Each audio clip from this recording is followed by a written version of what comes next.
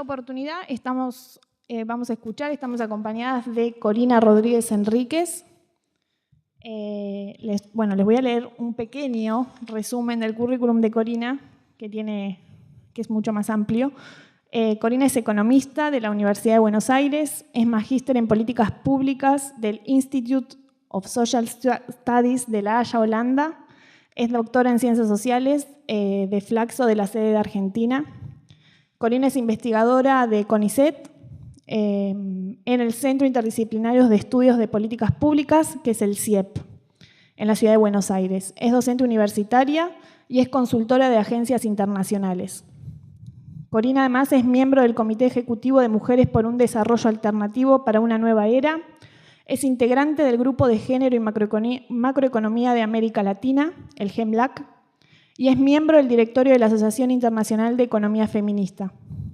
Además, trabaja desde la economía feminista temas vinculados a las políticas sociales y fiscales, al mercado laboral, a la pobreza y a la distribución del ingreso, y también a la economía del cuidado. Vamos a escuchar a Corina durante 1 hora y unos minutos más, y después vamos a dejar abierto el micrófono para preguntas que quieran hacerle o comentarios.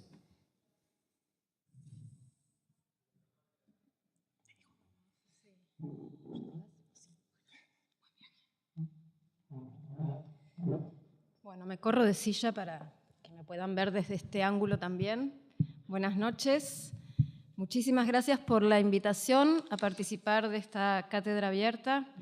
Gracias por invitarme a Bahía Blanca, hacía mucho que no venía. Y muchas gracias a todos y todas ustedes por venir esta noche a compartir algunas ideas. Bueno,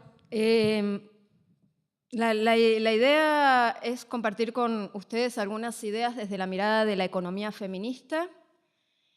La economía feminista es una corriente de pensamiento dentro de la economía que se reconoce a sí misma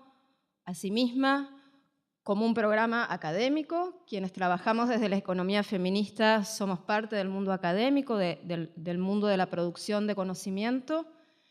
Yo soy economista y soy investigadora del CONICET. Mi trabajo tiene que ver con la investigación y la docencia. Pero además, quienes trabajamos desde esta mirada, consideramos que lo que hacemos forma parte no solamente de este programa académico, sino también de un programa político. Porque consideramos que el conocimiento que producimos es un conocimiento que tiene que ser útil para la transformación.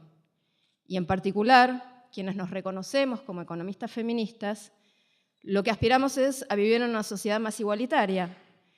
Y entendemos que la ciencia que producimos tiene que darnos herramientas para transformar este mundo en el que vivimos, que consideramos un mundo injusto y desigual, darnos herramientas para transformarlo en un mundo más parecido a ese mundo en el que soñamos vivir. Y parte de esta aspiración de igualdad tiene que ver con la igualdad entre varones y mujeres en los múltiples y diversos aspectos de la vida. Entonces, lo que quiero compartir con ustedes es una reflexión desde esta mirada. La economía feminista lo que hace es traer las ideas del feminismo, de los feminismos, al análisis económico, y al hacerlo permite visibilizar dimensiones del funcionamiento económico que están ausentes en el análisis convencional, en el análisis dominante, que tiene una mirada ortodoxa, una mirada centrada en el funcionamiento de los mercados y una mirada centrada en la producción con valor económico justamente en estos mercados.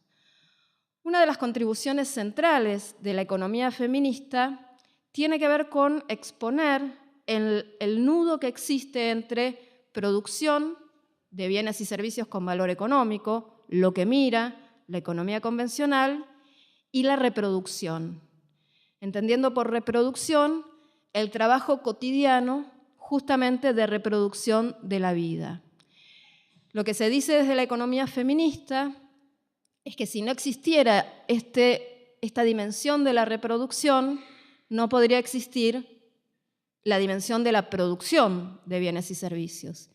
Si no existiese el trabajo que se hace todos los días de reproducción de la vida, de reproducción de las personas, o de lo que desde la literatura de la economía feminista se ha venido llamando trabajo de cuidado de las personas, de cuidado de la vida, lo que denuncia la economía feminista es que si no existiese este trabajo de cuidado, no existiría fuerza de trabajo disponible todos los días para ser contratada por el capital en el marco de la forma de producción capitalista para producir los bienes y servicios que las personas necesitamos y deseamos. La economía feminista, por lo tanto, visibiliza esta dimensión del funcionamiento del sistema económico. El trabajo de cuidado es esencial para la producción y reproducción de este modo de organización económico y social. Esta idea del cuidado, esta idea de reproducción de la vida, hace referencia a todas aquellas actividades que son necesarias justamente para esto, para reproducir cotidianamente la vida de las personas. La idea de cuidado refiere tanto al cuidado directo, que algunas personas hacemos de otras. Muy centralmente, este trabajo de cuidado tiene que ver con el trabajo de cuidado de personas que por su edad o por sus condiciones físicas o mentales no pueden proveerse el cuidado a sí mismas, los niños, las niñas, las personas mayores que son dependientes del cuidado, las personas con discapacidad. El cuidado entonces involucra estas actividades de cuidado directo de las personas, también involucra la generación de las condiciones donde este cuidado sucede, las condiciones del hábitat donde las personas vivimos, y esto refiere básicamente al trabajo doméstico, por eso habitualmente se habla del trabajo doméstico y de cuidado. Y también el cuidado involucra la gestión del cuidado. Algunos hogares tienen la posibilidad de derivar estas responsabilidades de cuidado a otras personas fuera del hogar o a otras instituciones, pero ese es un cuidado que también hay que gestionar. Entonces, cuando hablamos de cuidado, desde el marco de la economía feminista, nos referimos a todo esto, al trabajo de cuidado directo de las personas, a generar las condiciones para que ese cuidado suceda y a la gestión del cuidado. Y como les decía, lo que la economía feminista revela es que este trabajo de cuidado cumple con un rol económico sistémico, es decir, es esencial al funcionamiento del sistema económico. Algunas economistas tratan de formalizar esta idea y se usan dos figuras habitualmente. Una es la figura del flujo circular de la renta ampliado. ¿A qué me refiero con esto? En economía, la economía convencional, la economía ortodoxa, describe al mundo como un flujo circular. Dice, bueno, el mundo está conformado por hogares y empresas o sector productivo. Los hogares le proveen a las empresas la fuerza de trabajo. Las empresas con esa fuerza de trabajo, combinada con el capital, producen bienes y servicios. Por la producción de estos bienes y servicios, las empresas le pagan a los hogares salarios, y con estos salarios que reciben los miembros de los hogares adquieren estos bienes y servicios. Y este es el flujo circular de la renta. Lo que la economía feminista dice es, este flujo circular de la renta que representa el funcionamiento del sistema económico está sostenido sobre el mundo de la reproducción. Si no existiera este mundo de la reproducción, este mundo de aquí arriba no podría suceder. En el mundo de la reproducción se produce y reproduce fuerza de trabajo, y en el mundo de la reproducción se garantiza que el acceso a los bienes y servicios se transforme en bienestar efectivo de las personas. Doy un ejemplo para dar cuenta de esta idea. Las personas tenemos necesidades y tenemos deseos. Una necesidad básica que tenemos las personas para poder sobrevivir todos los días es alimentarnos. Esta es una necesidad básica que si no la satisfacemos, simplemente nos morimos. No alcanza para estar alimentadas adquirir alimentos. Esos alimentos, en el marco de nuestras formas culturales y habituales de alimentarnos, requieren ser preparados, tienen que ser cocinados, tienen que ser servidos en una mesa esa mesa, en el marco de nuestras relaciones sociales predominantes, suele ser una mesa familiar o una mesa social de algún tipo, y esa mesa está servida en un hábitat que también requiere ciertas condiciones, que requiere estar higienizado, que requiere estar apto para que se produzca este hecho social de la alimentación. Entonces, entre adquirir alimentos y estar alimentadas en el sentido social de este consumo, necesitamos la mediación del trabajo de cuidado, de comprar los alimentos, de prepararlos, de cocinarlos, de servirlos, de limpiar los utensilios que se utilizan para cocinar, para consumir esos alimentos, el trabajo de cuidado de ese hábitat donde todo esto sucede.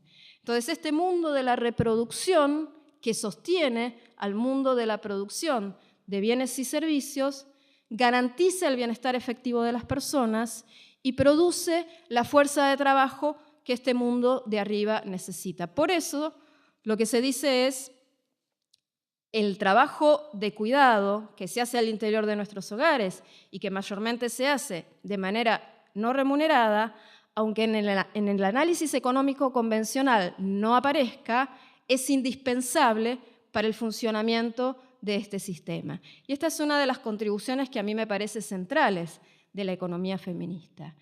Y el visibilizar la existencia y la forma de funcionamiento de este trabajo de cuidado no remunerado nos permite enunciar que como contribuye a generar valor económico, el trabajo no remunerado tiene en sí mismo valor económico. Y de hecho hay algunos países que han avanzado en la cuantificación y en la valorización de este trabajo no remunerado. Lo que se usa habitualmente para poder estimar la contribución que este trabajo no remunerado hace a la economía son las encuestas de uso del tiempo, que nos brindan la información de cuánto tiempo las personas dedicamos a estas actividades de cuidado, y a esa cantidad, a ese tiempo, luego hay que atribuirle cierto precio para poder tener una estimación monetaria, que es la manera en que entendemos el valor económico. Cuando decimos cuál es el valor de lo que una economía produce, hablamos de los tantos millones de pesos que se estima el PBI, el Producto Bruto Interno. El PBI es la medida básica del valor económico que una economía genera. ¿Cuánto de este PBI es contribuido por el trabajo no remunerado? Esta estimación se logra multiplicando esa cantidad de tiempo que las encuestas de uso del tiempo miden con precios de referencia. Y hay dos estrategias metodológicas habituales para este cálculo.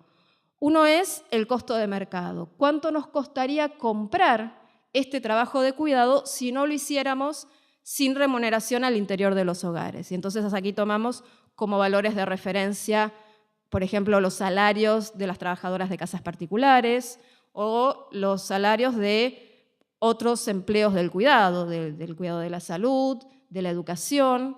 Y entonces aquí tenemos algunos parámetros de referencia para ponerle un valor monetario a esas horas de trabajo con el criterio del costo de mercado. El otro criterio habitual que se utiliza es el del costo de oportunidad. Esto quiere decir, la contribución de este trabajo no está dada por lo que nos costaría comprarlo, sino por lo que pierden de ganar quienes dedican su tiempo a hacer este trabajo no remunerado y no lo utilizan para participar en el mercado laboral y percibir ingresos monetarios. Entonces ahí la medida de la estimación es el salario o el ingreso laboral que perciben personas que se parecen a las que están haciendo el trabajo de cuidado no remunerado, por su edad, por su sexo, por su nivel educativo. Estos son los dos criterios metodológicos que habitualmente se utilizan para darle un valor monetario a esa cantidad de tiempo que las personas destinamos a hacer este trabajo de cuidado de manera no remunerada al interior de nuestros hogares.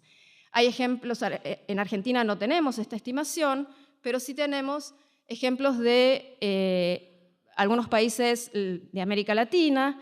El ejemplo más robusto es el de México. Colombia también tiene una estimación reciente y ambas estimaciones llegan a un número similar que dice que el valor económico del trabajo de cuidado no remunerado equivale a 20% del PBI.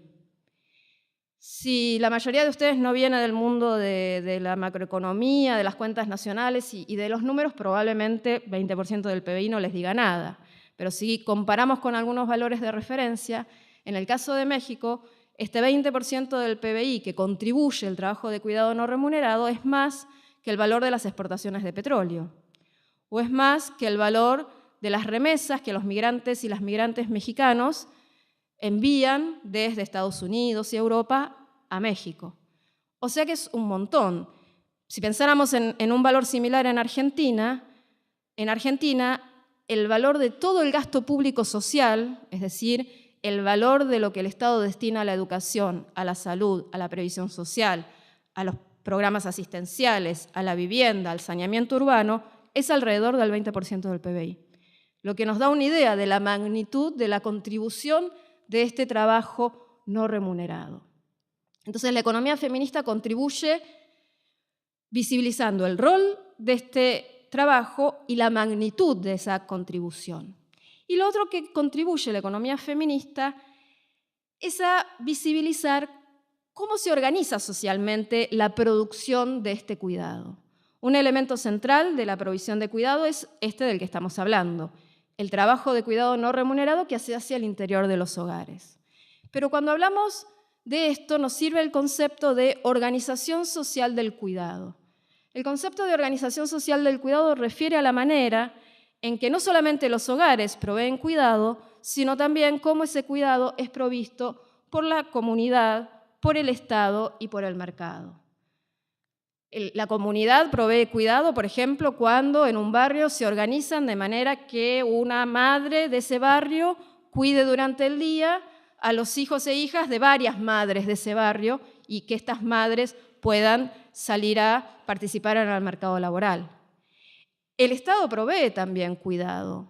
El Estado provee cuidado, por ejemplo, cuando nos brinda el servicio de educación inicial, cuando llevamos a nuestros hijos y nuestras hijas a un jardín de infantes de gestión pública. Ahí es el Estado que está proveyendo cuidado.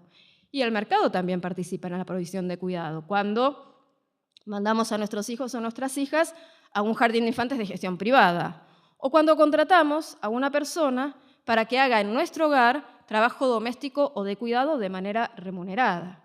Entonces, la organización social del cuidado está conformada por la participación interrelacionada de los hogares, la comunidad, el Estado y el mercado. ¿Qué es lo que la evidencia demuestra? Lo que demuestra es que la organización social del cuidado en nuestros países, en nuestras sociedades, es injusta. Y es injusta en un doble sentido.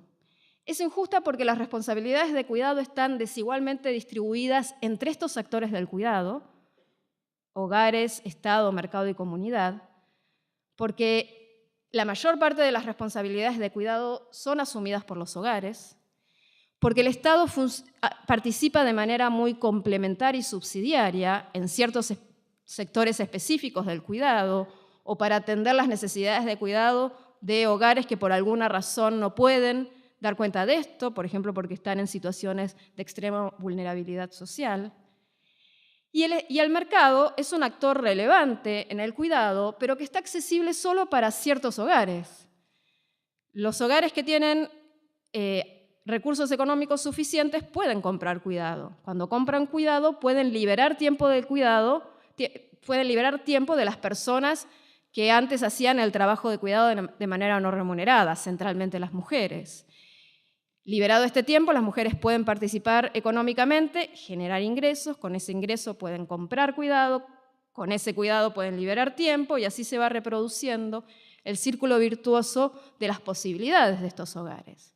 Y lo contrario le pasa a los hogares que no tienen esta capacidad económica, que no tienen la posibilidad de comprar cuidado. En un contexto de políticas públicas de cuidado insuficientes, lo único que les queda a estos hogares, que suelen ser además hogares donde hay más demandas de cuidado, porque son hogares donde hay más niños y niñas, son hogares donde muchas veces hay hogares monoparentales, con lo cual la posibilidad de redistribuir el cuidado es nula o es inexistente, O son hogares extendidos, donde además de las necesidades de cuidado de los niños y de las niñas, están las necesidades de cuidado de las personas mayores.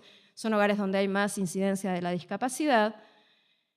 Todo esto hace que se conjugue mayor demanda de cuidado y menores recursos para dar cuenta de ese cuidado. Y entonces esta ecuación se resuelve con el trabajo de cuidado no remunerado. Las mujeres, sobre todo, de estos hogares, tienen que destinar la mayor parte de su tiempo a este trabajo, no pueden participar en actividades económicas, no se pueden generar ingresos, no pueden, por tanto, comprar cuidado, y así se va reproduciendo su situación de desventaja. Por eso decimos que la organización social del cuidado es injusta, porque las responsabilidades de cuidado están distribuidas de manera desigual entre hogares, Estado, mercado y comunidad. Porque dentro de estos actores las responsabilidades de cuidado están distribuidas de manera desigual entre varones y mujeres. Y esta injusta organización social del cuidado es a su vez un vector de reproducción de la desigualdad, por las mayores posibilidades que tienen los hogares con mejor situación socioeconómica y las menores que tienen los hogares de bajos ingresos. Entonces, preocuparnos por la organización social del cuidado no es solamente una preocupación que desvela a quienes nos reconocemos como feministas, sino que debiera ser, en mi entendimiento, una preocupación que esté presente en todas aquellas personas que queremos vivir en una sociedad más igualitaria, porque es un nudo de reproducción de la desigualdad, es un nudo clave de reproducción de la desigualdad. En Argentina no tenemos mucha información para dar cuenta de cómo es esta organización social del cuidado, pero tenemos alguna que yo traje para compartir con ustedes. Por un lado, tenemos alguna información escasa y producida con un instrumento metodológicamente bastante rudimentario, que es información justamente sobre el uso del tiempo. Esta información, yo les decía, se consigue con las encuestas de uso del tiempo. En Argentina no tenemos una encuesta de uso del tiempo de nivel nacional. Tenemos dos antecedentes locales, que son una encuesta de uso del tiempo que se hizo en la ciudad de Buenos Aires en el año 2005 y una encuesta de uso del tiempo que se hizo en la ciudad de Rosario en el año 2010. Pero no tenemos una encuesta de uso del tiempo de nivel nacional.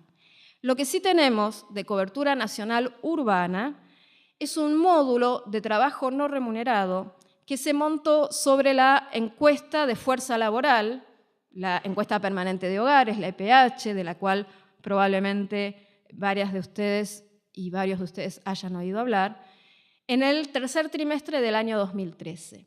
¿Qué preguntaba ese módulo? A ver si esto funciona. Ahí está. Ese módulo incluía 3 preguntas que referían al trabajo no remunerado. Le preguntaban a las personas, en el día de ayer, ¿cuánto tiempo le dedicó a limpieza de casa, aseo y arreglo de ropa, preparar y cocinar alimentos, compras para el hogar, reparación y mantenimiento del hogar? Es decir, una pregunta que refería a un conjunto seleccionado de actividades domésticas. La otra pregunta que se les hacía era, en el día de ayer, ¿cuánto tiempo le dedicó al apoyo en tareas escolares a miembros del hogar? Una tarea que podemos entender de cuidado. Y la tercera, ayer, ¿cuánto tiempo le dedicó al cuidado de niños, enfermos o adultos mayores miembros del hogar? Una pregunta referida al cuidado directo de las personas dependientes del cuidado. El instrumento es limitado porque pregunta un listado de actividades que es acotado. Hay otras actividades domésticas y de cuidado que no están incluidas aquí. El instrumento no nos permite distinguir la simultaneidad. Yo puedo responder que en el día de ayer dediqué 1 hora a la primera pregunta, a tareas domésticas, y puedo responder que dediqué 1 hora a la segunda pregunta, el apoyo en las tareas del hogar.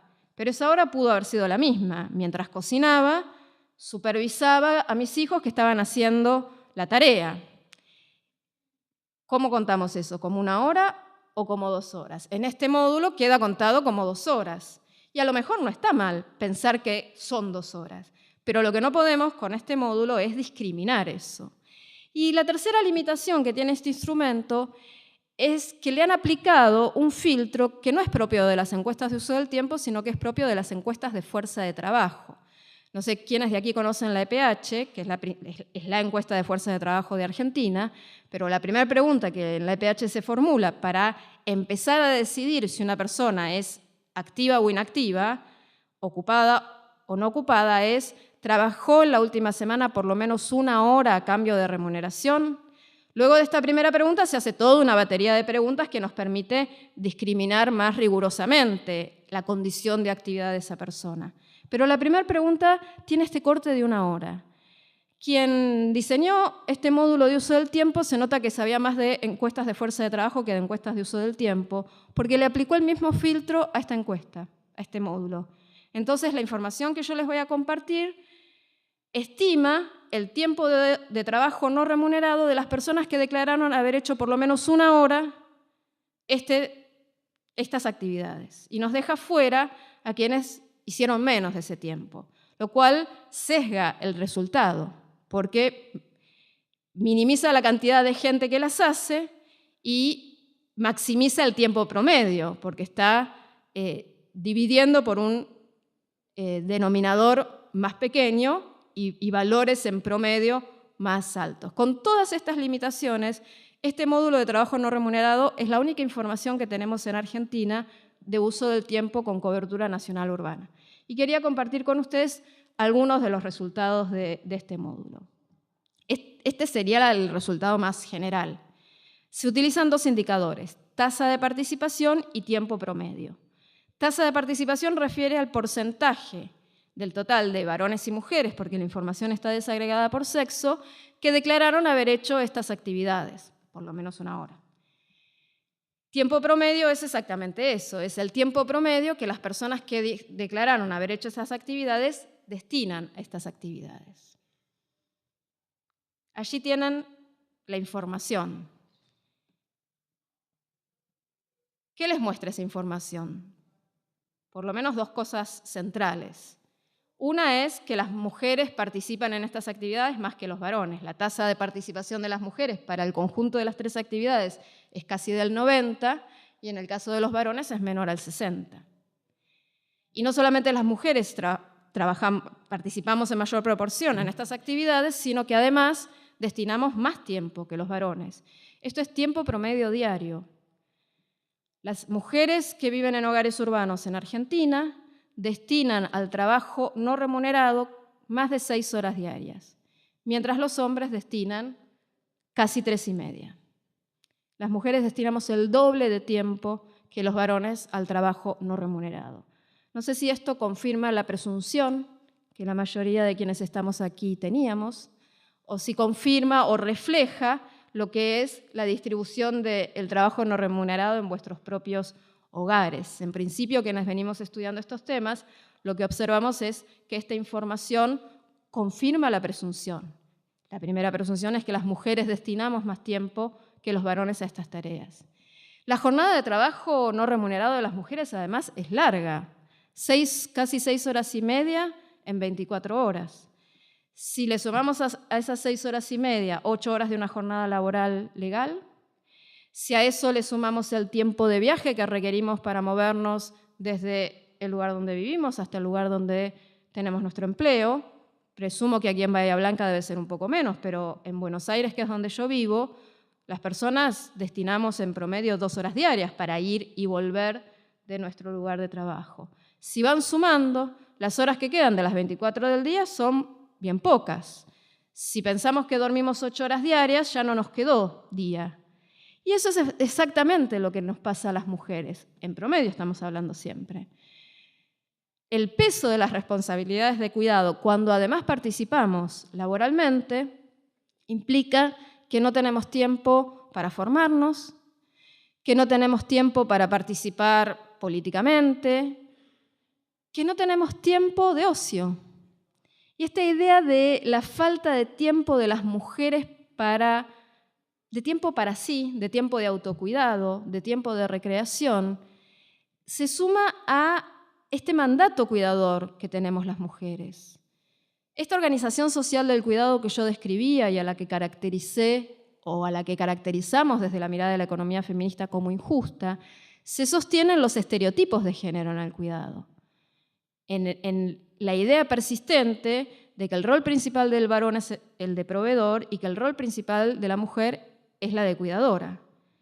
El rol proveedor del varón se ha ido desdibujando con el ingreso masivo de las mujeres al mercado laboral, con el crecimiento también sostenido de la incidencia de los hogares monoparentales, que son habitualmente hogares comandados por mujeres que están solas. Entonces, el rol proveedor de los varones se ha ido desdibujando un poco, pero el rol cuidador de las mujeres se ha desdibujado mucho menos. Las mujeres nos hemos incorporado al mercado laboral aceleradamente, pero los hombres, que se han ido innegablemente también incorporando al cuidado, lo vienen haciendo de manera mucho más lenta. Y esto es la expresión de eso. Y esta persistencia del mandato cuidador de las mujeres se sostiene en esta idea de que el cuidado es una característica natural de las mujeres, en lo que llamamos el proceso de naturalización de las capacidades de las mujeres para cuidar. Hablar de naturalización no es lo mismo que hablar de capacidades naturales. Cuando hablamos de naturalización, lo que estamos diciendo es que hay una construcción social que atribuye esta capacidad a las mujeres a partir de diferencias biológicas innegables. Las mujeres tenemos la capacidad de gestar, de parir y amamantar. Los hombres carecen de esa posibilidad. Ahora, la capacidad de gestar, parir y amamantar no nos dota naturalmente a las mujeres de mayor capacidad para limpiar, para cocinar, para hacer las compras, para cuidar a las mascotas. Todas estas actividades de cuidado de las mujeres no estamos más dotadas que los hombres para limpiar el baño o para planchar, que son dos ejemplos que yo doy habitualmente porque son los dos ejemplos de esas tareas que aún los hombres más sensibles todavía se resisten a hacer. Las mujeres hemos aprendido a cuidar, de la misma manera que los hombres están muy lentamente aprendiendo a cuidar y pueden aprender a cuidar. Esta idea de la capacidad natural de las mujeres para cuidar es todavía muy persistente y es lo que sostiene este rol cuidador de las mujeres. Entonces, socialmente se ve bien que las mujeres vayamos participando en el mercado laboral siempre y cuando no descuidemos las responsabilidades de cuidado. Y esto que yo les decía de la carencia de tiempo de autocuidado, de recreación de las mujeres, tiene que ver con la culpa que nos da a muchas mujeres el dedicar tiempo al ocio, a mirar una película, a leer un libro, si tenemos tareas de cuidado que todavía no hicimos. Una presunción puede ser que esta brecha en el uso del tiempo en el trabajo de cuidado tiene que ver con la composición de los hogares. Y aquí tenemos alguna información que nos habla de esto. Estos son los mismos indicadores que les mostraba antes, teniendo en cuenta la presencia en estos hogares de niños o niñas menores de 6 años. La primera fila son hogares donde no hay menores de 6 años, la segunda fila son hogares donde hay donde hay un niño o niña menor de 6 años, y la tercera fila son hogares donde hay 2 o más niños o niñas menores de 6 años. Ustedes lo están viendo. Evidentemente hay una relación entre presencia de personas dependientes del cuidado y tiempo dedicado al trabajo no remunerado. Cuando hay niños o niñas en el hogar, tanto varones como mujeres aumentan su tiempo de trabajo destinado al cuidado, pero manteniendo la brecha. Las mujeres seguimos destinando a este trabajo en promedio el doble de tiempo que los varones. Y fíjense lo que es la duración de la jornada de trabajo de cuidado de una mujer que vive en un hogar donde hay 1 o más niños menores o niñas menores de 6 años. 9,3, casi 10 horas diarias de las 24 que tiene el día destinadas a esta tarea. ¿Cómo hace una mujer que tiene esta carga de trabajo no remunerado para participar en el mercado laboral? Lo hace ajustando por el tiempo de trabajo destinado al mercado laboral y por el tiempo destinado a las otras múltiples actividades. Esta idea de la participación laboral, también como un determinante de la participación de las personas en el trabajo de cuidado, puede ser una explicación. Podemos presumir que los hombres destinan menos tiempo al trabajo de cuidado porque están ocupados en el mercado laboral. Entonces la encuesta del módulo de trabajo no remunerado nos permite distinguir el uso del tiempo o la dedicación de tiempo a trabajo no remunerado de varones y mujeres según estén ocupados o no ocupados en el mercado laboral. ¿Qué es lo que ven? En el caso de las mujeres, la jornada de trabajo de cuidado disminuye un poco cuando están ocupadas en el mercado laboral. Disminuye un poco, tampoco tanto. ¿Y qué le pasa a los varones? Absolutamente nada. Les da lo mismo estar ocupados o estar no ocupados. En promedio, siguen destinando al trabajo de cuidado alrededor de 3 horas, 3 horas y media. Entonces, la situación en el mercado laboral no parece ser la explicación de por qué los varones no participan de manera más paritaria con las mujeres en el trabajo de cuidado. Las mujeres siguen teniendo esta jornada de trabajo de cuidado que suman a su jornada laboral y claramente lo que hacen, como veníamos diciendo, las mujeres es ajustar por tiempo de trabajo para el mercado. Aquí lo que tenemos son los mismos indicadores que venimos comentando, según cuál es la extensión de la jornada de trabajo en el mercado laboral, de varones y mujeres, según el tiempo semanal. La primera fila son personas que están ocupadas en el mercado laboral, en empleos en los que trabajan hasta 14 horas semanales, y ahí tienen el degradé de horas hasta llegar a la situación de personas que trabajan en el mercado laboral más de 61 o más horas semanales. De nuevo, lo que esta información nos muestra es que hay una relación entre la duración de la jornada de trabajo de cuidado de las mujeres y su participación en el mercado laboral. Las mujeres, cuanto más trabajan en el mercado laboral, un poco menor es su jornada de trabajo para el cuidado. Y a los hombres, de nuevo, parece no hacerle ninguna diferencia, ya sea que trabajen 15 horas semanales en el mercado laboral o que trabajen 65, siguen dedicando al trabajo de cuidado aproximadamente 3 horas y media. La jornada laboral de las mujeres es muy extensa, si sumamos estas horas semanales de trabajo para el mercado con esa jornada diaria de trabajo de cuidado. Y yo les decía, esta organización social del cuidado que descansa centralmente en el trabajo de cuidado no remunerado es un vector de reproducción de la desigualdad. Y esto lo podemos ver cuando observamos la diferencia que hay en la jornada de trabajo para el cuidado de varones y mujeres que viven en hogares de distinto estrato económico. No sé qué tan familiarizadas están con las distribuciones percentílicas. Lo que tenemos en la primera columna son quintiles de ingreso. El quintil 1 agrupa al 20% de los hogares que tienen menor nivel de ingreso. Y el quintil 5 representa al 20% de los hogares que tiene mayor nivel de ingreso. Y aquí vemos esta relación entre relaciones de género y relaciones de clase o posición socioeconómica de los hogares. Nuevamente para las mujeres y no para los hombres. Las mujeres que viven en hogares del primer quintil, es decir, las más pobres, destinan casi el doble de tiempo al trabajo de cuidado no remunerado que las mujeres que viven en el quinto quintil, en los hogares de mayor nivel de ingreso. Esta diferencia, este degradé de la última columna nos habla de cómo las mujeres de mejor posición socioeconómica pueden participar más en el mercado laboral y cómo la extensa jornada de trabajo de cuidado no remunerado de las mujeres más pobres les impide esta participación o se las va precarizando. Y si bien también hay cierta diferencia entre varones del primer y del quinto quintil, esta diferencia es muy menor y, de nuevo, los varones más o menos en promedio siempre destinan alrededor de 3 horas y media al trabajo de cuidado no remunerado. Es decir, los hombres más pobres, que viven en hogares que tienen más demandas de cuidado, no por eso destinan más tiempo al trabajo de cuidado no remunerado, sino que el ajuste siempre es por el tiempo de las mujeres. Esta situación del trabajo de cuidado no remunerado se relaciona con lo que pasa con los otros actores del cuidado.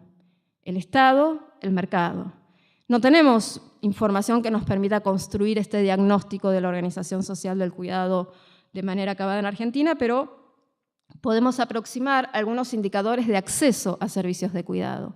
Y esto es lo que quiero compartir con ustedes en las 2 o 3 diapositivas que traje. Este gráfico lo que nos está demostrando es la asistencia de niños y niñas de 0 a 4 años a centros de cuidado y educación, esto es, a jardines de infantes, a salas maternales, a centros de desarrollo infantil o a establecimientos de primera infancia, como se los llama ahora, es decir, a servicios de educación y cuidado de gestión pública o privada. ¿Qué vemos aquí? Lo que tenemos abajo son, de nuevo, los quintiles de ingreso. Les recuerdo, primer quintil, 20% de los hogares más pobres, quinto quintil, 20% de los hogares más ricos. Esta posibilidad que tienen las mujeres de los hogares con mayor poder adquisitivo de tener jornadas de trabajo de cuidado más reducidas deviene de que más del 50% de los niños de esa edad asisten a establecimientos de cuidado, lo que les libera su tiempo y tienen la posibilidad de tener esas jornadas de cuidado más reducidas. Y lo contrario ocurre con las mujeres que viven en el primer quintil, porque solo el 20% de los niños y niñas que tienen entre 0 y 4 años asisten a establecimientos de cuidado. Y esto puede devenir o deviene simultáneamente de la insuficiencia de la provisión pública de servicios de cuidado y del costo de la provisión mercantil de servicios de cuidado. Esta desigualdad es socioeconómica y también es territorial. Esto es el mismo indicador. Toda esta información que les estoy mostrando proviene de la encuesta de condiciones de vida de niños, niñas y adolescentes. Es información del año 2011-2012. Estamos en Argentina con problemas, como les decía, para poder construir estos diagnósticos. Esta es información que ya tiene 5 años.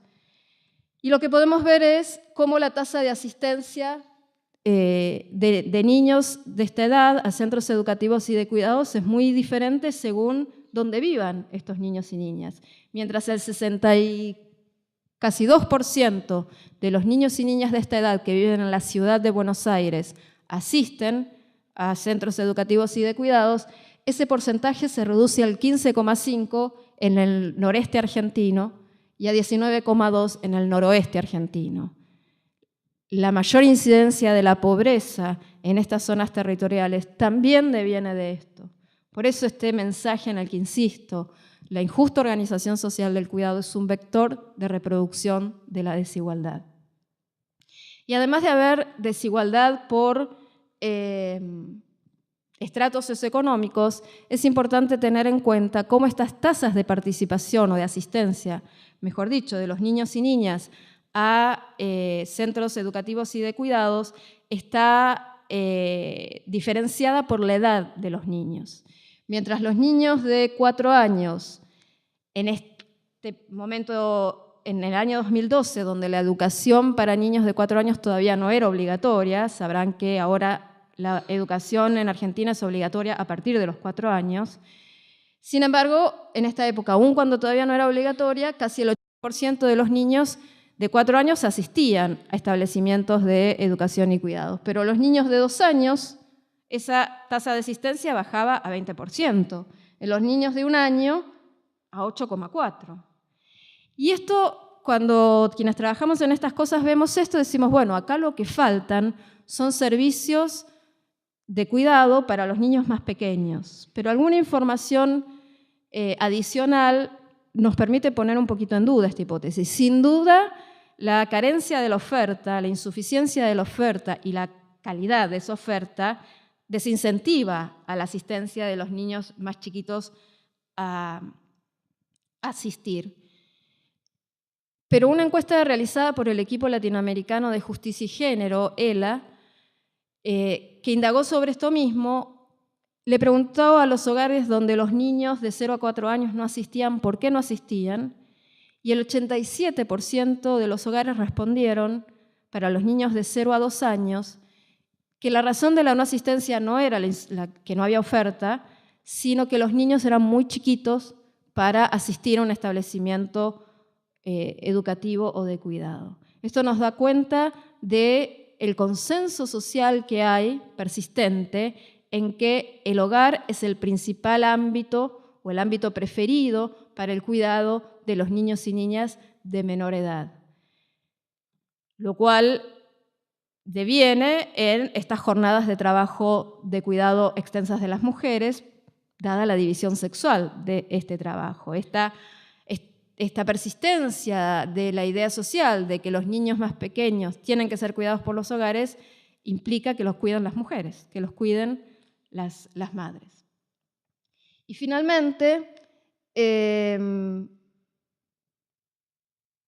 respecto de la oferta de servicios de cuidado, a pesar de este determinante que es la preferencia de los hogares, porque los niños más pequeños se queden en los hogares, también hay un tema que tiene que ver con la oferta. Lo que tenemos aquí es el mismo indicador, tasa de asistencia, por edad y por tipo de gestión de los establecimientos de cuidado y educativos. Las líneas más de color amarillo ocre es la gestión pública y los de color verde es la gestión privada.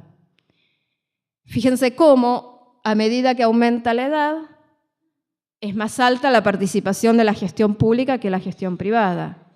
Y a medida que baja la edad, sucede lo contrario.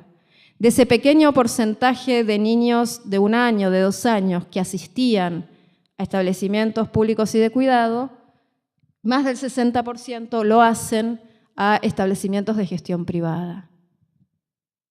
En definitiva, esta baja asistencia se combina, o en esta baja asistencia se combinan las preferencias sociales y las características de la oferta. Hay hogares que aún prefiriendo que sus hijos y sus hijas asistan a establecimientos de cuidado cuando son muy pequeños, no pueden hacerlo porque no pueden comprar este cuidado que es provisto mayormente desde la gestión privada. Estos son algunos pantallazos que nos permiten sostener este argumento de que la organización social del cuidado en Argentina es injusta y es un vector de reproducción de la desigualdad.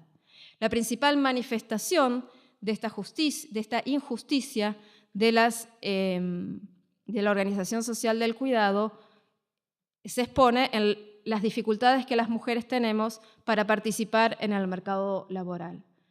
Y de hecho, y tengo solo 2 diapositivas más para compartir con ustedes, este gráfico nos muestra el indicador de tasa de participación de varones, la línea verde, de mujeres, la línea roja, en el mercado laboral, es decir, la proporción de mujeres y varones activos, ocupados o desocupados, en relación con el total de la población en edad de trabajar. Como ven, la tasa de participación de los varones supera el 70% y es estable a lo largo del tiempo. Esta es una serie que va de 1990 a 2014. La tasa de participación de las mujeres ha ido creciendo. Si ven la primera parte de la línea roja, ha ido creciendo de 36 más o menos a casi 50. Es un crecimiento importante. Es esto que yo les decía, que uno de los rasgos más sobresalientes de la evolución del mercado laboral en Argentina y en los países de América Latina de los últimos años, de los últimos 40 años, ha sido el persistente incremento de la participación laboral de las mujeres. Crecimiento que se estanca. Como ven, a partir del año 2008 más o menos, con oscilaciones, la tasa de participación de las mujeres se mantiene relativamente estable en torno al 48%. Esto nos muestra que esta tendencia que parecía inercial a la mayor participación laboral de las mujeres tiene un techo, y ese techo es la organización social del cuidado. Y esta participación laboral también está estratificada, y esta es la última información que quería compartir con ustedes. Aquí lo que tenemos es el mismo indicador, tasa de participación de varones, las 3 primeras columnas, de mujeres, las 3 segundas, por nivel educativo. Varones y mujeres con secundaria incompleta, con secundaria completa y con nivel terciario o universitario completo. Como ven, para todos los niveles educativos, la tasa de participación de los varones es más alta que la tasa de participación de las mujeres. Pero hay 2 cosas que vemos. el incremento en la tasa de participación en función del nivel educativo es más grande para las mujeres que para los varones. Es decir, las diferencias entre las barritas de los varones es más chica que la diferencia entre las barritas de las mujeres. Las mujeres que tenemos nivel educativo superior tenemos muchas más posibilidades de participar laboralmente que las mujeres que tienen la educación básica incompleta. Mientras las mujeres que tenemos nivel educativo superior, más del 80% participamos en el mercado laboral, ese porcentaje se reduce al 40% en el caso de las mujeres con secundaria incompleta. Y lo que vemos es que la brecha de género también se va reduciendo con el nivel educativo. La brecha de género, o sea, la diferencia entre la tasa de participación de varones con secundaria incompleta y de mujeres con secundaria incompleta, 75 será, 72 contra 40, esa diferencia es más grande que el 90 y pico de los varones con universitario completa y el 80 y pico de las mujeres con universitario completo. Esto es una información que nos aproxima a esa idea de la estratificación de estas desigualdades y que nos permite insistir en este argumento central, que es que la injusta organización social del cuidado es un vector de reproducción de la desigualdad. Las mujeres que tuvieron oportunidades económicas y tiempo para formarse tienen mayores oportunidades económicas en el futuro que las mujeres que no tuvieron ese tiempo y esas condiciones. Frente a esta situación, si compartimos el diagnóstico que la organización social del cuidado es injusta y es un vector de reproducción de la desigualdad, si compartimos la aspiración a una sociedad más igualitaria, la pregunta que sigue es ¿cómo transformamos esto? Y en sociedades desiguales como la Argentina, para transformar esta realidad, lo que se necesita básicamente son políticas públicas. Para transformar este carácter injusto de la organización social del cuidado, necesitamos políticas públicas que permitan construir las condiciones. ¿Para qué aspiración? Y aquí podemos discutir. Yo diría que desde una mirada feminista, la aspiración sería que todas las personas contemos con las mismas posibilidades de elegir la vida que vivimos. Y en este tema específico del que estamos hablando, esto se traduce en generar las condiciones para que todas las personas podamos elegir la combinación de trabajo remunerado y no remunerado que queremos tener. Para eso, es decir, la aspiración a transformar la injusta organización social del cuidado desde un punto de vista feminista no es la aspiración a externar todo el cuidado. No estamos llamando a que los niños desde los 45 días de edad estén en un establecimiento de cuidado. Lo que estamos llamando es que a la posibilidad de que las madres y padres que quieran esto puedan hacerlo y que las madres y padres que quieran otra cosa, que quieran estar asumiendo trabajo de cuidado no remunerado hasta una edad más avanzada de sus hijos y sus hijas también puedan hacerlo. Y que ninguno pierdan en ese tránsito ni la posibilidad de tener ingresos o de hacer una carrera laboral, ni la posibilidad de disfrutar del cuidado. La aspiración feminista es una aspiración de igualdad en las posibilidades de elegir. Y para eso, en Argentina, en las sociedades desiguales como la Argentina, hacen falta políticas públicas. Y con esto voy a cerrar mi intervención. ¿Qué políticas públicas serían necesarias para transformar esta injusta organización social del cuidado? Políticas públicas en 3 campos. El primero es el campo de la regulación de las dimensiones del cuidado en las relaciones laborales. Necesitamos fortalecer los esquemas de licencias remuneradas. En Argentina, la Ley de Contrato de Trabajo, que es la norma que regula las relaciones de empleo en el sector privado, en el que participa la mayor parte de las personas que están ocupadas, establece una licencia remunerada por maternidad de 90 días.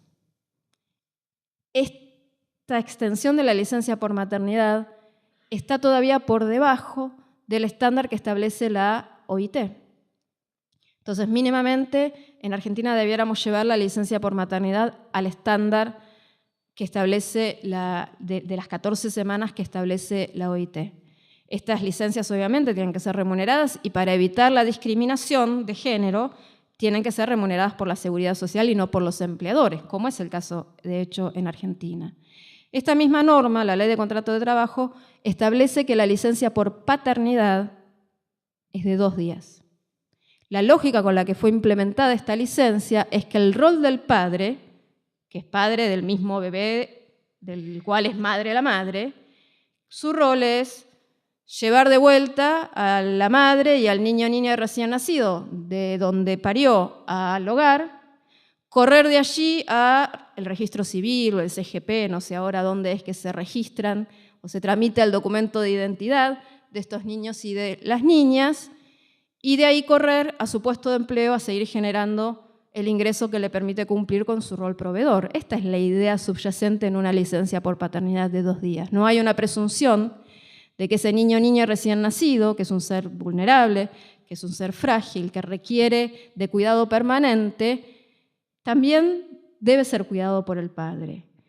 No solamente que debe ser cuidado por el padre, sino que hay padres que quieren ejercer este derecho a cuidar a sus hijos o sus hijas y no pueden. Cuando hablamos de esta injusticia, estamos haciendo énfasis en las injusticias que sufrimos las mujeres porque son las más predominantes, pero también los hombres ven vulnerados sus derechos en esta distribución desigual de las responsabilidades.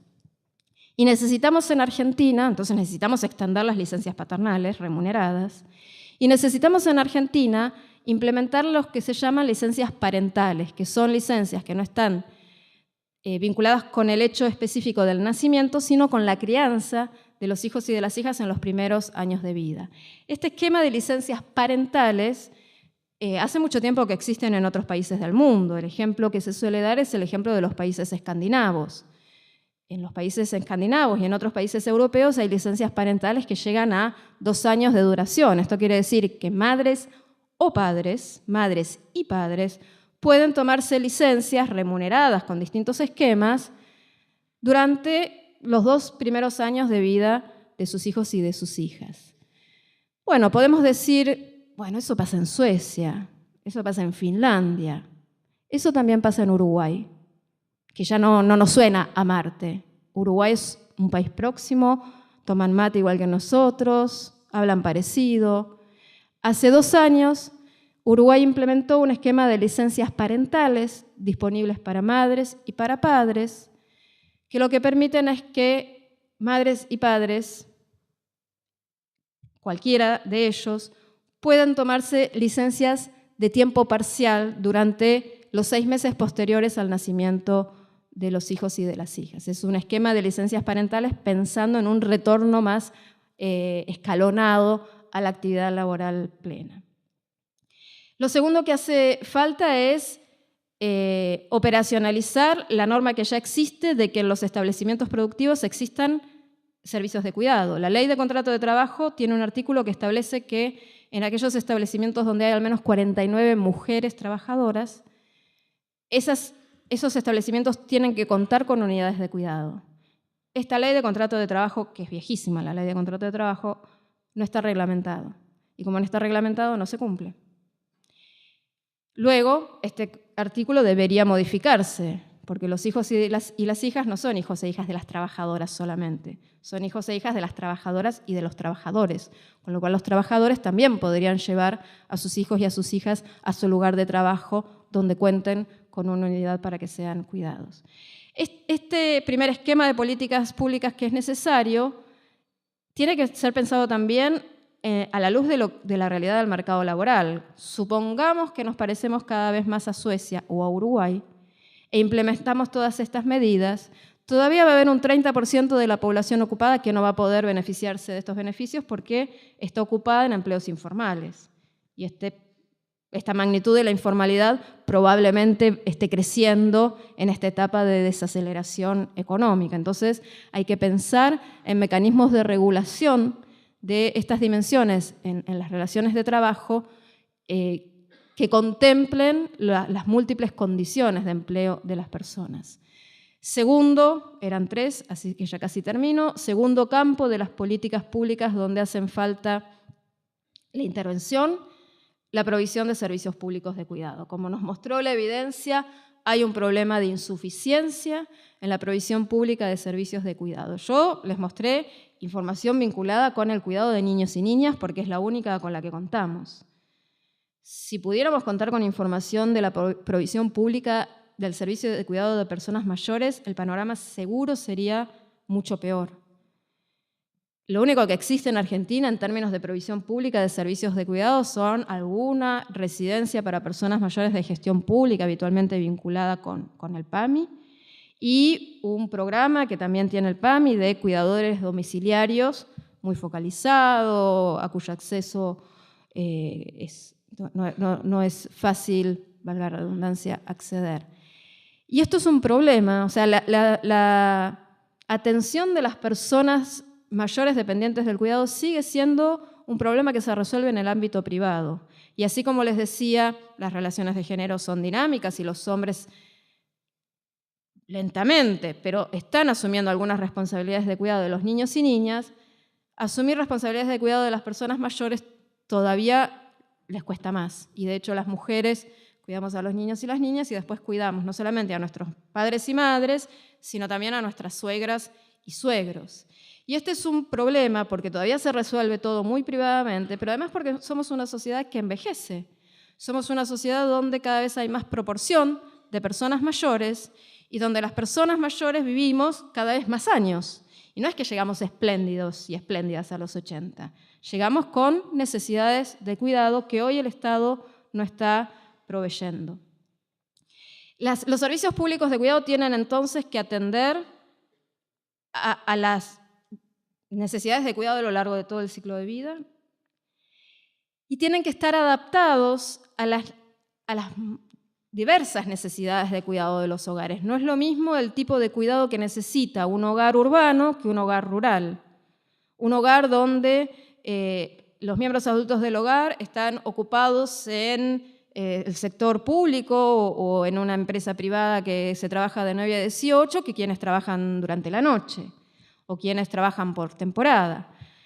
Las políticas públicas de cuidado tienen que adaptarse a las necesidades diversas de las familias, que además son familias cada vez más diversas. Ya no es la familia nuclear heterosexual la única que existe en Argentina. Hay hogares monoparentales, hay hogares conformados por parejas del mismo sexo, hay diversidad de formas familiares que tienen demandas diferentes y todas esas demandas debieran ser atendidas. El paradigma de esta provisión de servicios públicos de cuidado debiera ser el paradigma de la universalidad, porque solamente la universalidad desarma la desigualdad. La universalidad en términos de cobertura, que todas las personas que necesiten o quieran acceder a servicios de cuidado puedan hacerlo, y la universalidad en la calidad, que no haya escuelas públicas de buena calidad para los hogares de ingresos medios y escuelas públicas de pésima calidad para los hogares pobres. Y en materia de servicios de cuidado también lo que hace falta es una política que proteja las condiciones de empleo de los trabajadores y sobre todo de las trabajadoras, digo sobre todo porque la mayor parte de las trabajadoras de los sectores de cuidado son mujeres, las docentes, las trabajadoras de la salud, las trabajadoras del servicio doméstico. Hace falta proteger y sostener las condiciones de empleo de las personas que trabajan en estos sectores. Y finalmente, y con esto sí cierro, el tercer campo de políticas públicas que es necesario para transformar esta injusta organización social del cuidado son las políticas que permitan la transformación cultural. Esta injusta organización social del cuidado se sostiene en estereotipos de género en el cuidado todavía muy arraigados. Podemos conseguir tener una licencia paternal más extendida, pero si el cuidado se sigue pensando como una responsabilidad de las mujeres, pocos hombres van a hacer uso de esa licencia. O si un hombre que en un lugar de trabajo decide tomarse la licencia y sus compañeros se burlan de él, diciéndole, te vas a hacer las tareas de las mujeres, y eso va a desincentivar a que los hombres se tomen estas licencias. Entonces, necesitamos políticas que transformen la reproducción de los estereotipos tradicionales de género en el cuidado. Y estas políticas son políticas educativas, políticas que ayuden a educar niños y niñas sensibilizados en el cuidado, políticas educativas que les enseñen a los niños varones que jugar con una muñeca o con una cocinita está bien, y que le enseñe a las niñas mujeres que jugar con la caja de herramientas o con los autitos también está bien. Necesitamos políticas que también regulen en algún sentido los contenidos de las publicidades y los contenidos de las producciones de los medios de comunicación, que son elementos de reproducción de estereotipos muy fatales. Los y las invito a que recuerden lo que son las publicidades en la época del niño, en la época del Día de la Madre, del Día del Padre. Hoy la promoción de los teléfonos celulares hacen la cosa un poco más unisex, pero sigue habiendo esta promoción de venta de artículos del hogar para el Día de la Madre, y en el Día del Niño sigue existiendo esta promoción de los juguetes para niñas y juguetes para niños. Y nos sigue pasando cuando entramos a una juguetería y decimos, quiero un regalo para una criatura de 5 años, varón o mujer. Estas son las formas de reproducción de los roles tradicionales que tenemos que desarmar. Son procesos largos, lentos, pero que lo que necesitan es mucha persistencia, mucha creatividad y también la micromilitancia. Esta cosa de reflexionar sobre cómo vivimos esto en nuestra propia vida, cómo distribuimos estas responsabilidades en nuestros propios hogares. A veces a las mujeres nos resulta fácil decir, deja, yo lo hago porque después me dejas todo sucio, porque lo haces mal. Bueno, la militancia. Con esto obviamente no quiero achacarnos a las mujeres una culpa más, ¿no? De que somos las que reproducimos. Sí, reproducimos como reproducen los varones porque hemos sido criadas en este mundo machista. Pero las mujeres estamos haciendo la transformación y tenemos que insistir en esta micromilitancia de ir transformando los hábitos de vida propios y de aquellos con quienes convivimos. Y tenemos que generar la demanda colectiva de políticas públicas de cuidado. Hoy la demanda por políticas públicas de cuidado no está presente en la agenda de discusión de las políticas públicas, no está presente en la agenda o en los reclamos de los movimientos sociales, de los sindicatos, ni siquiera de los movimientos de mujeres o feministas. Tenemos, me parece, que promover la inclusión de estos temas que hacen a la desigualdad económica de género en la agenda del movimiento de mujeres y feminista, que sin duda es el corazón del núcleo promotor de estas transformaciones, y en el marco de esta cátedra abierta de violencia de género, la desigualdad económica es un elemento que se interrelaciona con la violencia de género de manera clara. La violencia de género, como ustedes saben mejor que yo, está presente en todos los estratos socioeconómicos, pero las mujeres que cuentan con mayor autonomía económica tienen más posibilidades de salir de esas situaciones de violencia, tienen más posibilidades de dejar de convivir con el agresor, tienen más posibilidades de salir de esos ámbitos violentos sin perder o sin poner en riesgo la sobrevivencia material o las condiciones de vida de sus hijos y de sus hijas. Estos elementos de desigualdad económica son parte de nuestra lucha persistente y cotidiana contra todas las formas de violencia contra las mujeres. Muchas gracias.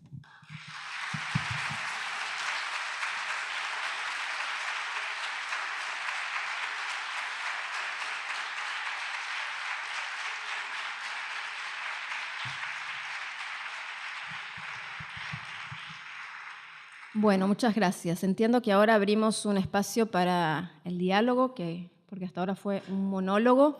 No sé cómo suelen hacerlo. Si hay un micrófono que circule allá abajo, buenísimo. Así que quien quiera hacer algún comentario, reaccionar, coincidir o disentir, está abierto el espacio para que conversemos.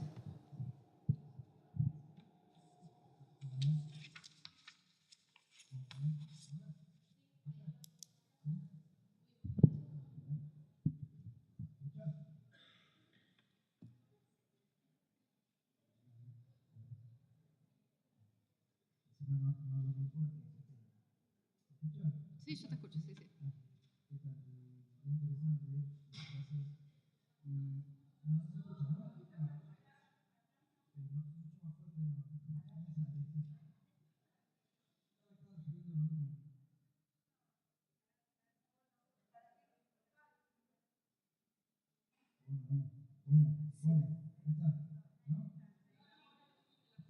Sí, por eso sí. Ahora. No, pensaba esto último también de la micromilitancia. Yo trato de ser observador en distintos ámbitos en los que estoy y una cosa que noto es que, por ejemplo, típicamente en los baños públicos, en un shopping o en un restaurante, el cambiador para pañales está en el baño de mujeres, ¿no? En el baño de hombres no hay un cambiador, ¿no? Como que se da por sobreentendido que la que cambia el pañal es la mujer, ¿no? Digo, y creo que son esas cosas que a veces ni las vemos, ¿no? Las tenemos adelante y no. Y lo que te quería preguntar es, vos mostrabas datos de 2013, si se pudo ver la evolución de estos datos, sobre todo lo que tiene que ver con la cantidad de horas dedicadas entre varones y mujeres en las distintas EPH y si vamos mejorando, digamos, en la equidad o si sigue igual. Gracias.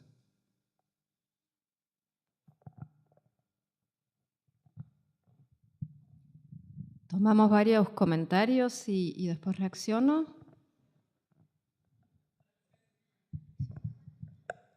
Sí, buenas tardes.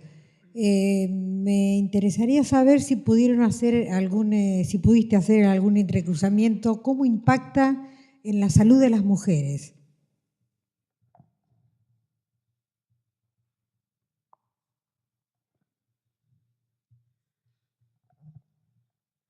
Buenas noches, Corina, un gusto saludarte. Acá. ¿Quién me habla? Acá. Gracias por la exposición. 2 consultas. La primera tiene que ver si considerás que la falta de construcción de estadística, en general, tiene que ver con una tremenda falta de voluntad política para encarar estas posibles transformaciones. Y la segunda, hablaste de los medios masivos de comunicación enfocándote en la publicidad, pero ¿cuál tendría que ser o cómo deberíamos los periodistas trabajar con un rol más responsable en la cobertura, no solo noticiosa, sino general de la realidad sobre estas violencias en todos los sentidos? Gracias.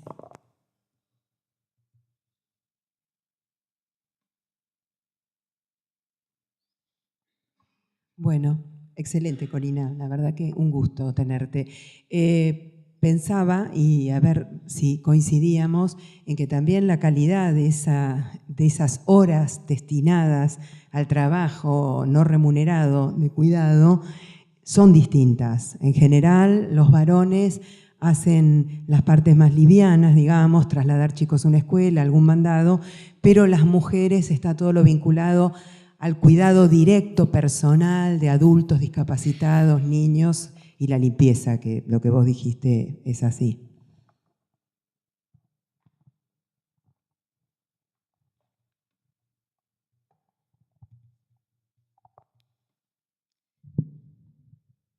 ¿Hay alguien que esté por hablar? No, yo no veo bien desde aquí.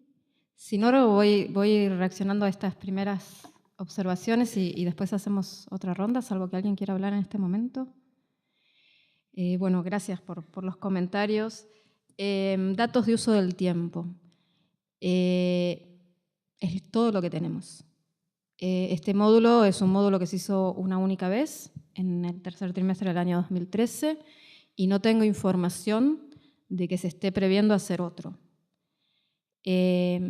Sí vamos a tener información actualizada de la Ciudad de Buenos Aires. Yo les había comentado que hubo una experiencia en el año 2005, que no es un módulo como este, sino que es una encuesta de uso del tiempo. Esto quiere decir que es una encuesta que le pregunta a las personas qué hacen durante 24 horas del día. Y las personas van respondiendo por tramos de media hora, 15 minutos, y pueden responder más de una actividad a la vez. Entonces, las encuestas de uso del tiempo tienen varias ventajas. La primera es, no limitan el listado de las actividades. No, las personas no responden por un listado de actividades preexistentes, sino que dicen todo lo que hacen, con lo cual captamos más, captamos incluso lo que no pensamos que la gente hace. Al tener las 24 horas, la registración del tiempo es más precisa. La registración del tiempo por recordación es muy difícil. La percepción que las personas tenemos del tiempo es muy sesgada. Las actividades que nos resultan más penosas, pensamos que estuvimos un montón de tiempo haciéndolas, y las actividades que nos resultan placenteras o muy fáciles, decimos, tuve 15 minutos. Entonces, las encuestas de uso del tiempo, con esta lógica del diario de actividades, suelen ser herramientas mucho más robustas y además permiten captar la simultaneidad y discriminarla.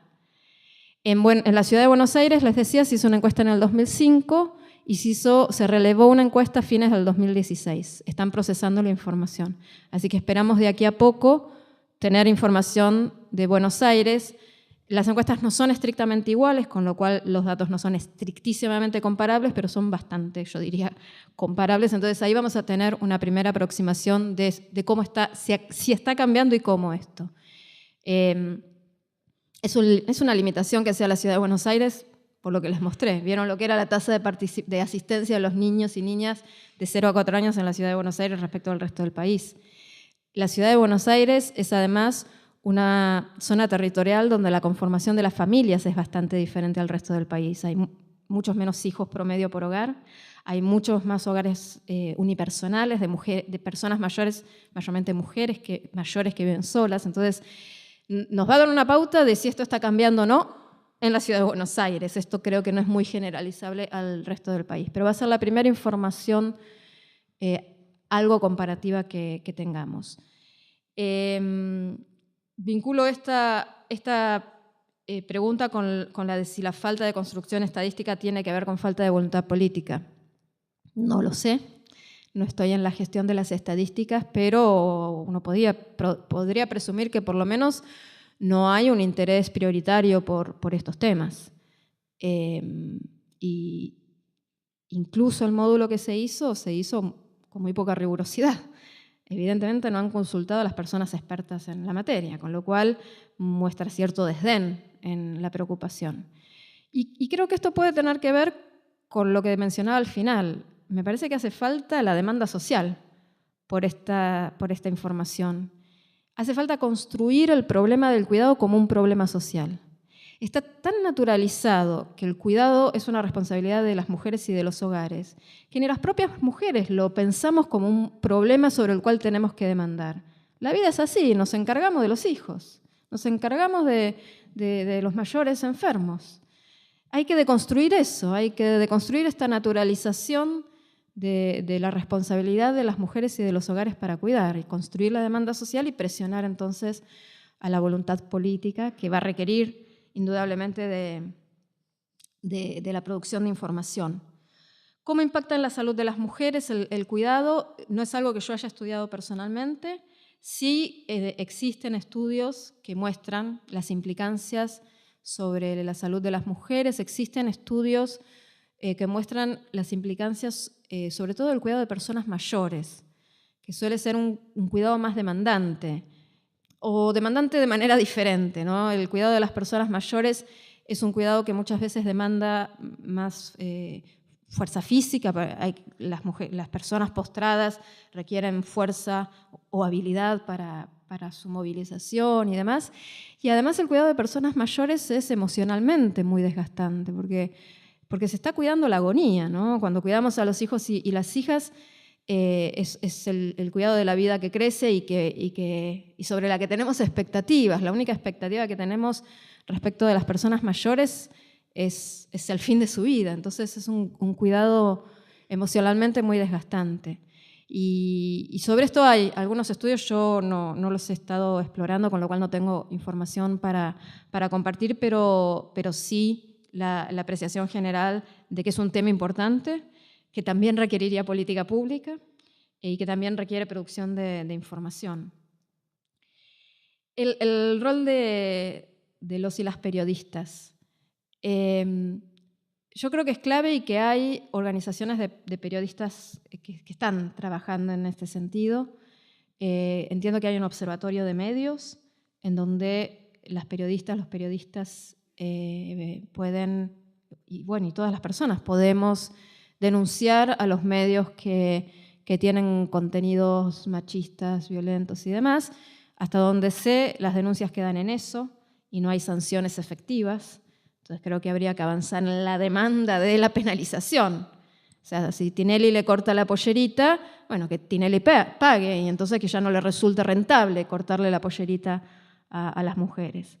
Y traigo el caso de Tinelli porque es un caso como muy extremo, pero hay múltiples manifestaciones de estas violencias. Y luego creo que también está la micromilitancia, que también muchas periodistas y algunos periodistas ejercen, ¿no? Desde utilizar lenguaje no sexista, hasta la manera en que se presenta la información, hasta poner en evidencia a los colegas que incurren en reproducción de violencias. Creo que ese trabajo cotidiano y muy valiente de las periodistas, sobre todo, es fundamental. Y también creo que las organizaciones sindicales de los periodistas debieran apoyar, ¿no? A quienes se animan a dar esta batalla cultural todos los días. Y sobre la calidad diferente de las horas de cuidado de varones y mujeres, comparto el comentario. Creo que hay una segregación de género en el trabajo de cuidado, si bien es innegable que los varones se han ido incorporando lentamente a las actividades de cuidado, se han ido incorporando a ciertas, ¿no? Los varones están más dispuestos, como decía, a cuidar a los niños y las niñas, pero menos a las personas mayores. Están dispuestos a hacer algunas actividades domésticas, sacan la basura, hacen las compras, pero siguen sin limpiar el baño y sin planchar. Igual ahora planchar, las mujeres tampoco planchamos. Sí, creo que hay una segregación y hay un poquito esta idea de que el tiempo de cuidado de los varones, ahora voy a decir algo que demuestra mi edad, es como el Italpark, ¿no? Es el parque de diversiones. Porque es cada tanto, ¿no? Porque es en momentos más placenteros. Obviamente esto es hablando en términos generales y promedios. Pero sí creo que hay también en este proceso de ir compartiendo las tareas una segregación que con el tiempo debiera también transformarse.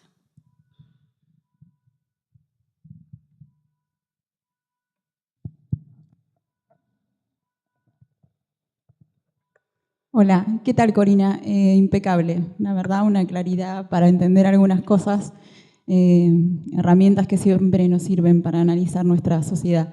Te quería hacer una consulta con respecto a ¿qué pensás vos con esto del cuidado, ¿no? Y o sea, a ver si puedo formular bien la pregunta, entre las propuestas, digamos, para pensar estas políticas de cuidado, ¿qué lugar tendría reflexionar sobre la maternidad también, digo, ¿no? Sobre el estereotipo de las mujeres o los mandatos que tenemos que cumplir las mujeres, muchos tienen que ver con la maternidad y pienso que a veces esta extensión, digamos, ¿no? de la maternidad está súper relacionada con lo del cuidado. Y ahí digo, bueno, que a veces no tenemos el tiempo para reflexionar sobre qué maternidades queremos y, bueno, por ahí iría la pregunta.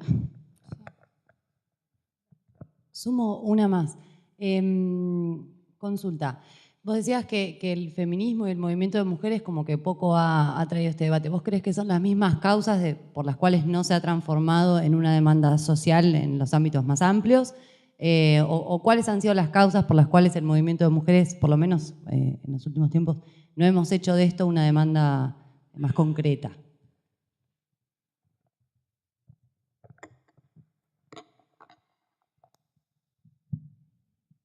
Bueno, voy reaccionando a esto mientras alguien más era su intervención.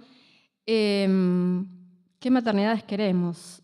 Creo que no he reflexionado mucho sobre esto, pero creo que todavía está muy arraigado el mandato de la maternidad, ¿no? Y que el mandato de la maternidad también está estratificado. La maternidad como opción es una posibilidad de ciertos sectores de las mujeres. La no maternidad como opción también está segmentado. Y un fenómeno que también se está viendo últimamente es el incremento del embarazo adolescente en ciertos sectores sociales. Y los estudios que hay sobre eso demuestran que no tiene que ver exclusivamente con condiciones sociales, con dificultad en el acceso a métodos contraceptivos u otros determinantes más sociales, del embarazo no deseado, ¿no? por esas adolescentes, sino que también lo que se está manifestando en la actualidad es que la maternidad es el único proyecto posible para las mujeres de ciertos sectores socioeconómicos. Ante la carencia de oportunidades laborales, de formación, el único proyecto propio es la maternidad. Entonces creo que la fortaleza todavía de la maternidad como mandato y la segmentación de esto limita la reflexión sobre las maternidades que queremos. Y creo que es una reflexión muy necesaria, las maternidades que queremos y cómo creamos las condiciones para que esas múltiples formas de pensar y vivir la maternidad sean posibles. Pero honestamente no he reflexionado mucho sobre el tema, así que no hay mucho más que pueda comentar. Y sobre el movimiento de mujeres y feminista, no tengo tampoco una respuesta contundente. Sí creo que el hecho de que el movimiento feminista y mujeres no lo haya incorporado con contundencia en su agenda es una explicación de por qué el tema no está instalado en la agenda. Está empezando a instalarse. De hecho, el paro internacional de mujeres del último 8 de marzo trajo algunas de estas consignas. Y yo creo que eso es un paso adelante. La propia consideración de la jornada como una jornada de paro tiene que ver con el mundo del trabajo, remunerado y no remunerado. Entonces creo que a pesar de mi afirmación general, hay pequeños avances. ¿Por qué el movimiento de mujeres lo va incorporando tan tenuemente y ha tardado tanto en incorporarlo? Creo que hay dos razones. Una es el origen y el devenir del movimiento de mujeres, que históricamente ha sido también un movimiento en algún sentido clasista, de mujeres de cierto nivel educativo, que provenían además de formaciones vinculadas con disciplinas no económicas, y entonces este tema quedó relegado. Y bueno, y el hecho de la especialización, ¿no? Cuando el movimiento se concentra en demandas vinculadas con salud sexual y reproductiva, con violencias, es difícil después salir de esos círculos. Y también creo que tal vez menos conscientemente hay algo que se vincula con justamente el origen de clase de los movimientos feministas. Y muchas feministas hemos podido formarnos, hemos podido participar en el mercado laboral y podemos hacer militancia porque tenemos a alguien que nos resuelve el cuidado. Y habitualmente ese alguien es una mujer. Entonces nos cuestiona a nosotras mismas, nos pone en evidencia. Y creo que eso también es parte de la explicación.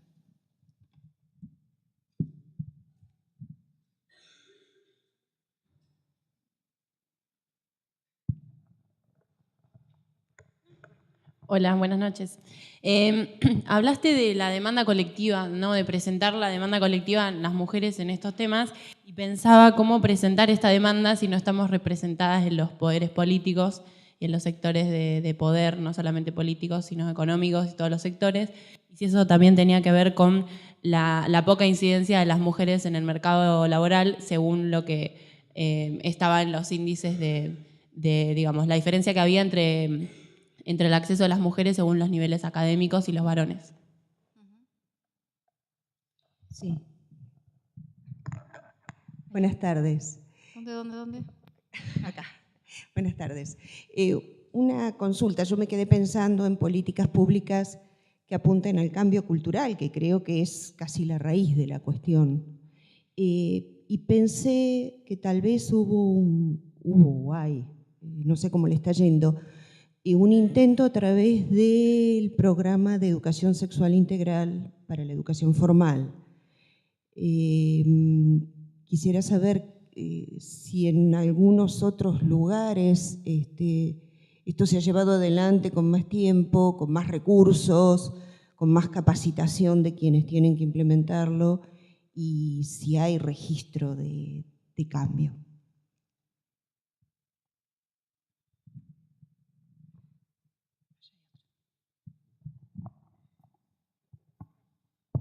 Hola. ¿Crees que a causa por ahí de la ridiculización del hombre por la licencia de la paternidad, por ahí limita un poco las licencias que le dan por los periodos de paternidad? No entendí las palabras que usaste. Si podés vocalizar. Por ahí a causa por ahí de la ridiculización en el trabajo al hombre, puede ser que no se extienda por ahí por eso, y como no lo tenemos un poco más integrado. Ahí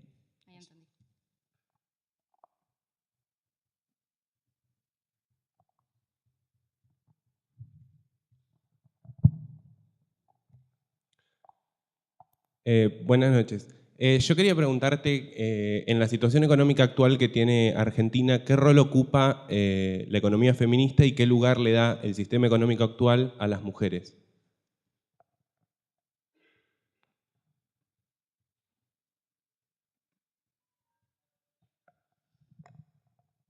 Bueno, voy a empezar respondiendo a la segunda, que era sobre las políticas públicas de cambio cultural y la experiencia del programa de educación sexual integral, porque me es la más fácil de responder porque no sé. No conozco la experiencia ni podría traer otros ejemplos, así que lamento, me lo anoto como tarea para investigar. Sin duda lo de la participación de las mujeres en espacios de representación es un tema muy relevante. Si queremos construir demandas sociales en favor de los derechos de las mujeres, necesitamos representación de esos intereses en los espacios de generación de toma de decisión y de generación de poder. Creo que es clarísimo ese tema en el caso de las estructuras sindicales.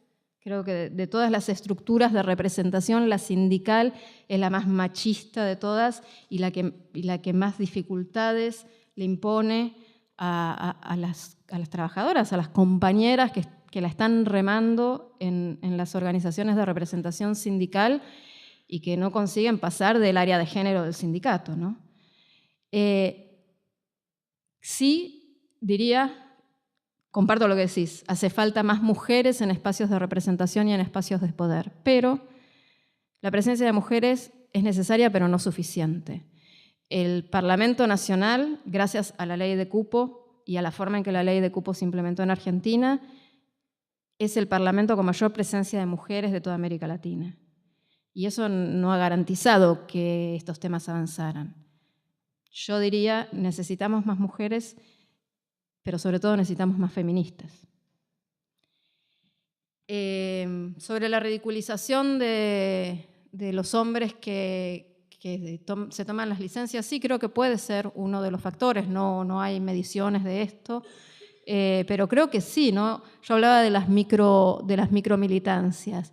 Creo que en el tema del código de humor de los varones, también los varones tienen un deber de micromilitancia, ¿no? De dejar de festejar esas burlas que tienen que ver con reproducir normas estereotipadas de género, ¿no? No podría afirmar con contundencia que esa sea una razón que explique los demás, creo que es una razón más, pero sí creo que tu comentario nos llama a esto, ¿no? A pensar también cómo los varones pueden contribuir a desarmar estos estereotipos con sus pares. Y el rol de la economía feminista y el rol de las mujeres en el sistema económico. En Argentina, la mirada de la economía feminista se va abriendo caminitos.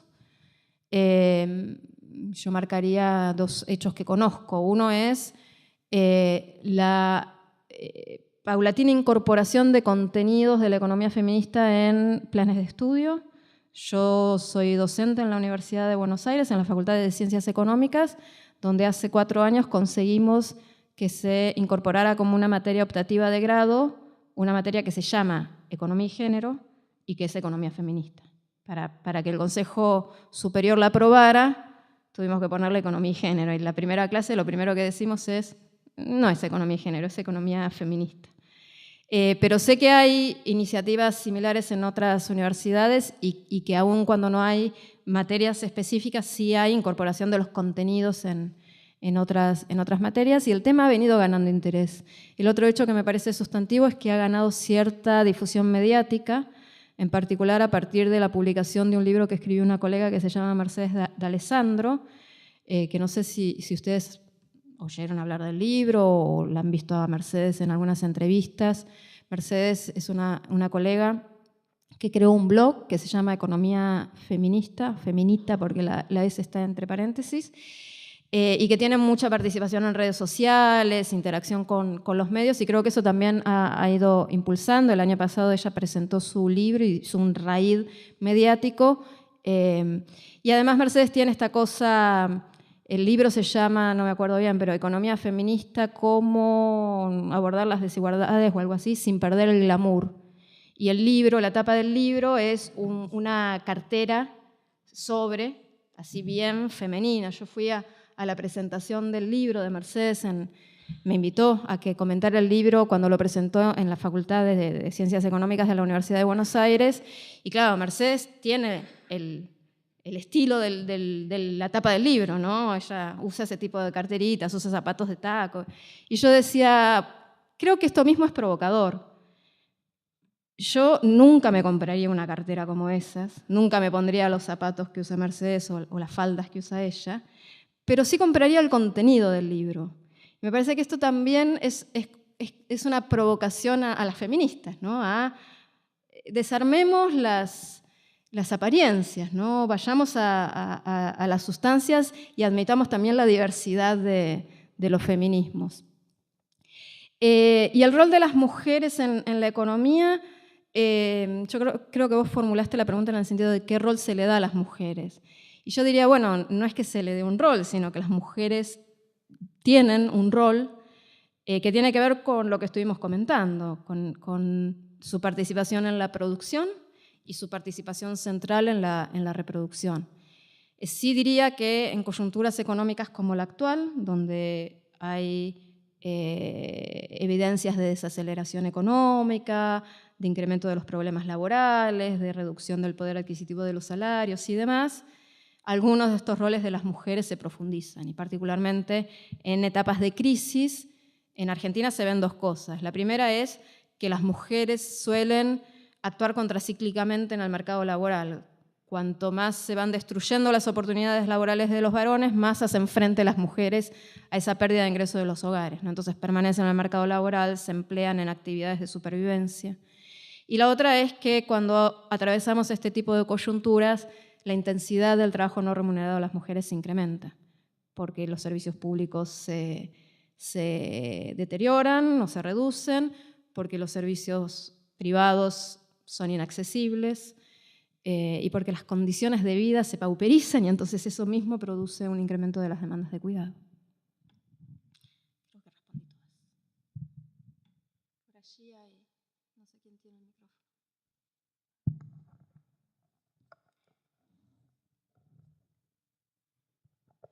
Hola, muchas gracias por la exposición. Me interesaría saber tu opinión en relación al peso que tiene a nivel internacional en la economía, el caudal y el peso que tiene en relación a la maternidad subrogada y a la prostitución. Es un tema conflictivo, pero bueno, me interesaría saber si vos considerás servicios laborales a estas actividades. Es un tema controvertido, tal como vos decís, y es un tema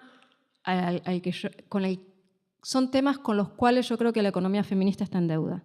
La economía feminista no ha explorado estos temas, no ha generado investigación en estos temas, que son temas económicos, porque más allá de si consideramos o no a estas actividades como trabajo, son actividades que generan valor económico, que generan ingreso. No sé si mi posición personal sobre esto es relevante. Lo que yo creo como posición más firme es que lo prioritario es la voluntad de las personas. Y lo que es cuestionable desde cualquier punto de vista feminista es la explotación del cuerpo de las mujeres. Entonces, en la medida en que las mujeres vivan cualquiera de estas actividades como explotación, eso desde una mirada feminista debe ser condenado. Hola, ¿qué tal? Yo me preguntaba por el hecho de, vos nombraste cómo el feminismo en realidad quedaba como segregado a distintas clases sociales y por ahí no puede ingresar a determinados ámbitos para hacer cuestionamientos, ¿no? Me preguntaba si eso es una de las patas que vos dijiste de los 3 campos donde tendrían que actuar las políticas públicas, digamos, el nivel de acción. Y me preguntaba si vos tenías alguna idea de cómo llevar estas ideas a, no sé, a estratos sociales por ahí que no llegan. Sí, esta apreciación que yo hice sobre el movimiento de mujeres tiene que ver, me parece a mí, con sobre todo el recorrido histórico del movimiento de mujeres. Yo creo que ahora está habiendo penetración de estas ideas en sectores sociales diferentes. Creo que en ese sentido está siendo clave el trabajo de compañeras que militan en movimientos sociales, que no necesariamente son movimientos de mujeres o movimientos feministas, pero son compañeras feministas que están en movimientos sociales, que trabajan en los territorios y que yo creo que están construyendo una conciencia de género en los barrios y en las mujeres de estos barrios. Entonces creo que tal vez el camino es ese, es que también las compañeras expresan las dificultades que tienen, ¿no? Dentro de los propios movimientos sociales. El progresismo no está exento de machismo, ¿no? Pero creo que parte del camino es ese, es colonizar con el feminismo los múltiples espacios de activismo y de trabajo militante.